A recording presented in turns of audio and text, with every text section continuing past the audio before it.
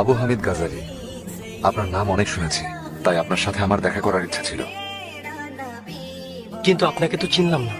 একজন ব্যবসায়ী যে কিনা শেলেন্সারকে ব্যবসার মাধ্যমে সমৃদ্ধ করে তুলতে চায়। আমার নাম ফয়সাল। আমি আপনার নাম অনেকবার শুনেছি। বসুন।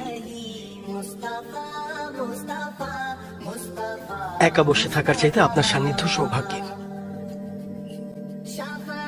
শেলেন্সারের অবস্থা তো আপনি জানেনই, তাই আমার ধারণা আপনাদের মাদ্রাসা তৈরির এই পরিকল্পনা হয়তো শেষ পর্যন্ত আর সফল হবে না।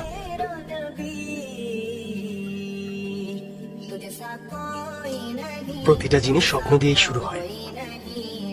যারা কিনা কল্যাণের উদ্দেশ্য নিয়ে স্বপ্ন দেখেন, আল্লাহ তাদেরই সফল করেন। কি দারুণ আপনার দর্শন!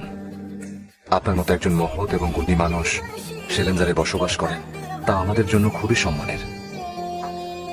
আলেম এবং ওলামারা সৌভাগ্য নিয়ে আসেন, সেটা সকলেই জানে। যে শহরে অনেক আলেম ওলামা রয়েছেন, সে শহর অনেক সমৃদ্ধ। আপনার মতো আলেমদের দ্বারাই পরিবর্তন হবে। আলেমরা সবসময় সত্যের সন্ধান করেন তাদের দেয়া যুক্তির আলোর মধ্য দিয়ে, ঠিক যেমন করে আপনি এই শহরে আলো ফিরিয়ে আনতে চাইছেন। যদি আপনি আমাকে অনুমতি দেন, তাহলে আমি আপনাদের মাদ্রাসা তৈরিতে অংশগ্রহণ করতে চাই।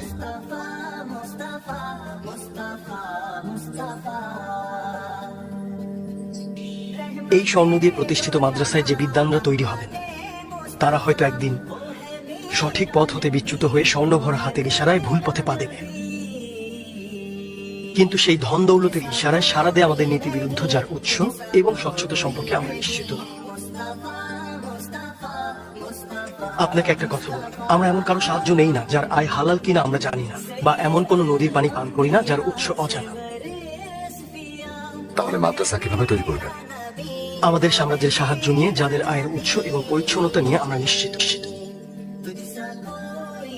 আর আপনার এই স্বর্ণ আপনারই থাকুক।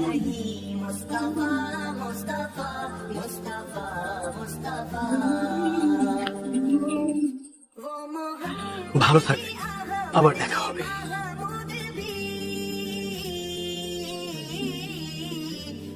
কাসার